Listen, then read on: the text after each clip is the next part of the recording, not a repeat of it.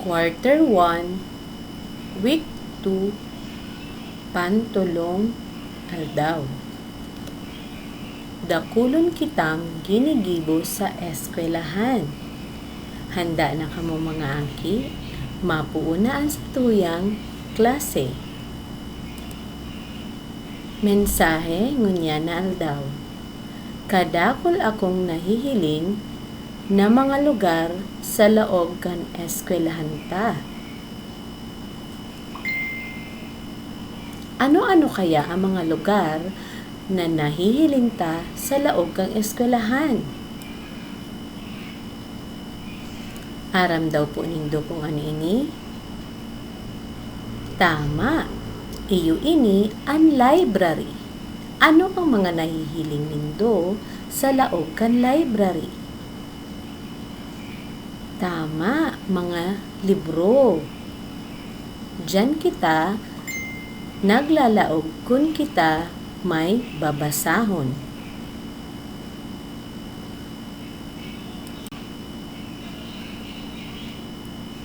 Anong lugar man ini?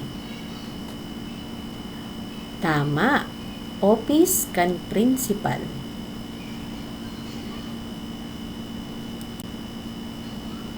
Ano man daw ang lugar na ini? Tama, classroom.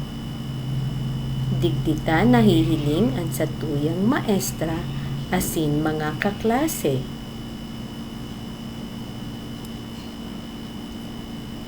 Ano man daw ang lugar na ini? Tama, ini ang lugar kung saan kita nagbabakal nin kakanon. Kantin an apod digdi. Ano-ano nga ni ang mga lugar sa laog kan eskwelahan? Igwa kita nin library, office kan principal, classroom, asin kantin. Matibay. Ngunyan, aramon taman ang mga taong nahihiling sa lugar na nasa laog kan eskwelahan. Si Isay daw ini. Siya ang librarian. Siya ang nagbabantay kan library. Siya ang nagtatao kan mga libro na gusto nindong subliun.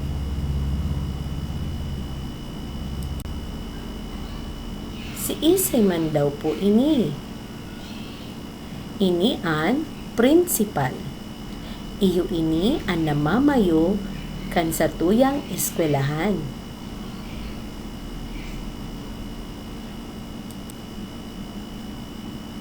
Ini bistado po nindo. Tama. Iyo ini ang bantay sa tindahan. Anapot sa iya para tinda.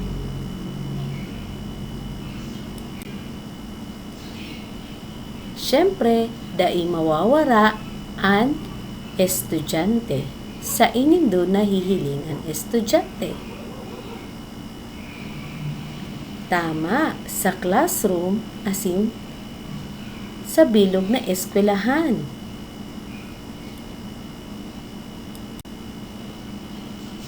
Si Isay man daw po ini. Ini ang nagtutukto sa to. Nahihiling ta siya sa bilog na eskwelahan, lalong-lalo na sa laog kan classroom. Ano ang apod sa iya? Tama, maestra.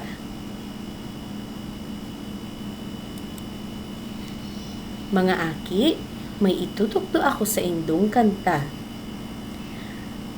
Ang pamagat kaini, ako ay may lobo. Ako na muna ang makanta.